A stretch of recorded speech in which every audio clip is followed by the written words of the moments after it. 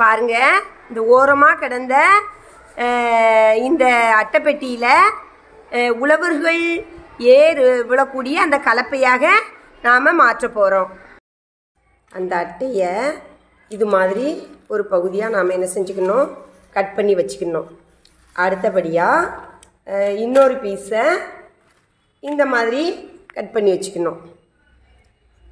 இது மாதிரி கட் பண்ணி வச்சுட்டு அதுக்கு அடுத்தபடியாக இன்னொரு பீஸை இது மாதிரி கட் பண்ணி வச்சுக்கணும்.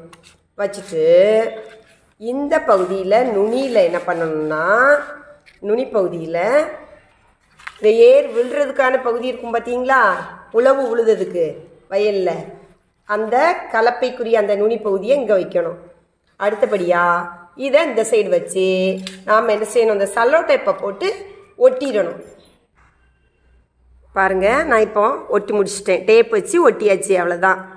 இப்போ நமக்கு தேவையான ஏர் கலப்பை தயாராகிவிட்டது. காசு பணம் தேவையே இல்லை. வீசி எறியப்பட்ட அந்த அட்டையிலேருந்து குழந்தைகளுக்கு ஏ அப்படிங்கிற எழுத்தில் ஆரம்பிக்கக்கூடிய அந்த சொல்லான ஆதி காலத்தில் உழவர்கள் உழவு உழுவதற்காக பயன்படுத்திய அந்த கருவியாகிய ஏர் கலப்பை நமக்கு தயாராகிவிட்டது.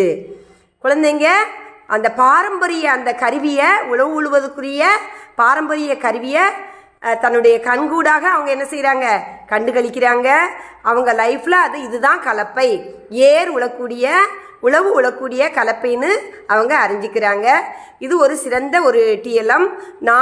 நமது வகுப்பறையில், எண்ணும் எழுத்து வகுப்பறையில் இதை நம்ம அந்த அட்டையிலிருந்து இதை நம்ம தயாரித்து நம்முடைய மாணவர் கண்மணிகளுக்கு காட்டுவோம். நன்றி.